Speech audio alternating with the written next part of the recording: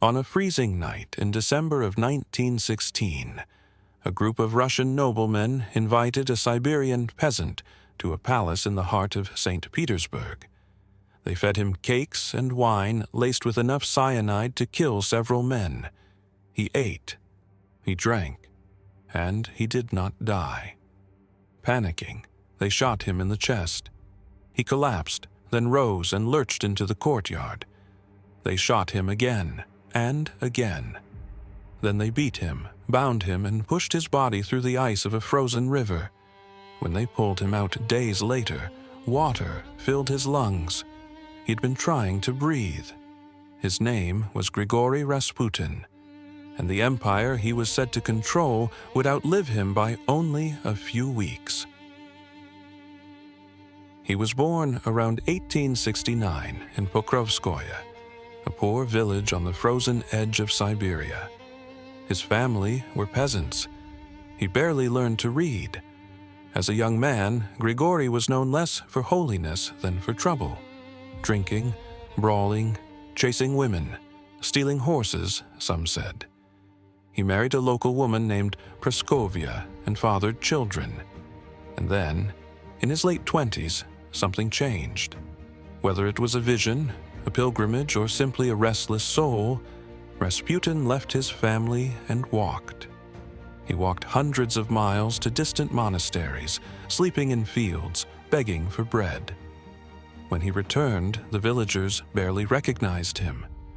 The wild young man had become something stranger, a wandering holy man with burning eyes, who spoke of God and sin as if he had touched both. In the Russia of the Tsars, men like Rasputin had a name, the strannik, the holy wanderer. He was not a priest and belonged to no order, but he had a gift the priests did not, a raw, magnetic presence, and eyes that people swore could see into the soul. Rumors followed him. Some whispered he belonged to a forbidden sect that believed salvation came through sin, that a man had to fall in order to be saved. Whatever the truth, his reputation as a mystic and a healer spread.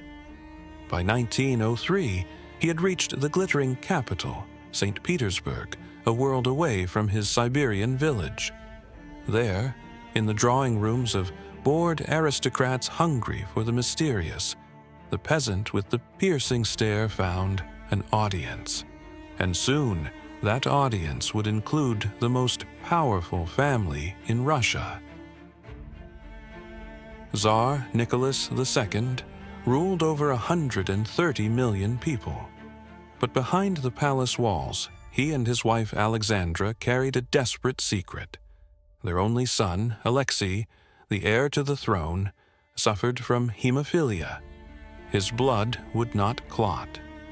A single bruise could become a death sentence, and no doctor in the empire could help. Alexandra, devout and terrified, was ready to believe in miracles. And then came Rasputin, again and again. When the boy lay bleeding and screaming in agony, the peasant would appear at his bedside. He would pray, speak softly, take the child's hand, and the bleeding would ease. The doctors could not explain it. To Alexandra, the answer was simple.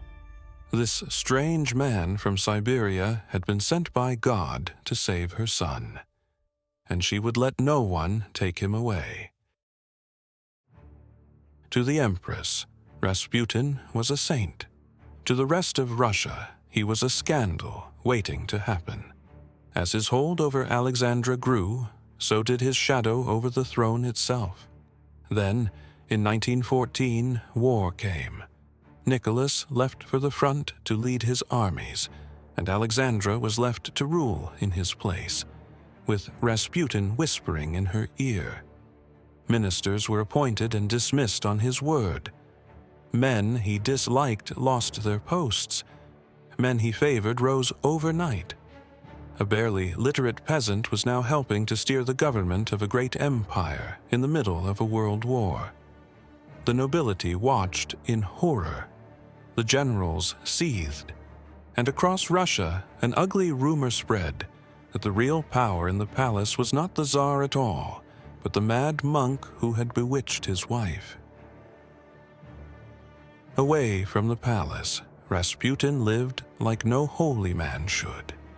He drank until he could barely stand. He surrounded himself with women, boasting of his conquests among the ladies of high society. Police spies followed him and filled their reports with tales of drunken nights. Cartoons mocked him. Whispers spread that he and the German-born Empress were lovers, or worse, traitors. None of it was ever proven. But in a nation bleeding to death on the battlefields of the Great War, the truth mattered less than the story. And the story was that a filthy Siberian peasant had crawled into the heart of the empire and poisoned it. For a group of proud noblemen, that was something they could no longer allow. If the Tsar would not remove Rasputin, they would do it themselves. The plot was led by Prince Felix Yusupov, one of the richest men in Russia, married to the Tsar's own niece. On the night of December the 16th, 1916, he lured Rasputin to his palace with the promise of meeting a beautiful woman. In the cellar below, wine and cakes waited, dosed with cyanide. Rasputin ate and drank, and nothing happened. Terrified, Yusupov drew a revolver and shot him. The conspirators believed it was finished. But when Yusupov returned, Rasputin's eyes snapped open. He lunged, seized his killer by the throat, and staggered out into the snow-covered courtyard. They fired again and again. At last, he fell. They wrapped his body, drove to the frozen river, and dropped him through a hole in the ice. When his corpse was recovered, the story spread that there was water in his lungs.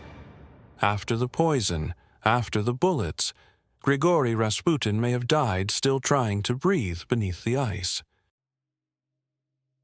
Rasputin was gone, but it is said that shortly before his death, he had written a chilling warning.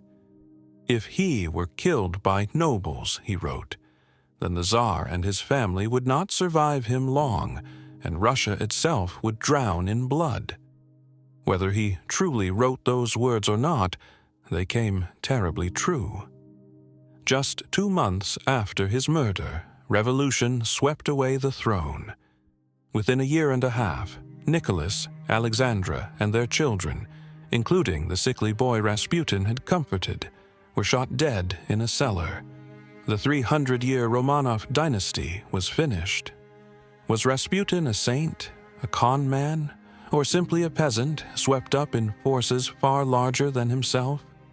We may never truly know, but the man they could not poison, could not shoot, and could barely drown, has never quite died. He haunts the story of Russia still, the holy sinner who walked into a palace, and out of it into legend.